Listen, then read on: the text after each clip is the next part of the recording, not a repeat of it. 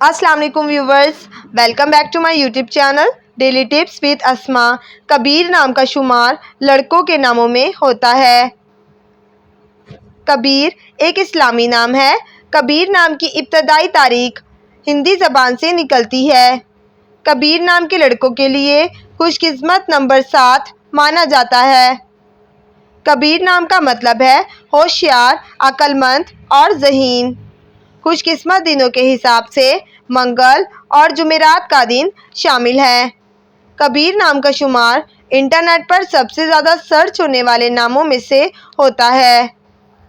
कबीर नाम के लड़कों के लिए खुशकिस्मत धातों में हिंसों के हिसाब से लोहा और तांबा शामिल है। कबीर नाम के अफराद के लिए मुआफिक रंगों में नीला, पीला और सुर्ख रंग शामिल है। कबीर नाम के अफराद के लिए मुआफिक पत्थरों में रूबी पत्थर शामिल है। फ्रेंड्स, अगर आप अपने नाम का मतलब जानना चाहते हैं तो कमेंट बॉक्स में अपना नाम लिखें। इंशाल्लाह हम आपके नाम की वीडियो ज़रूर बनाएंगे। Thanks for watching. अल्लाह हाफिज़।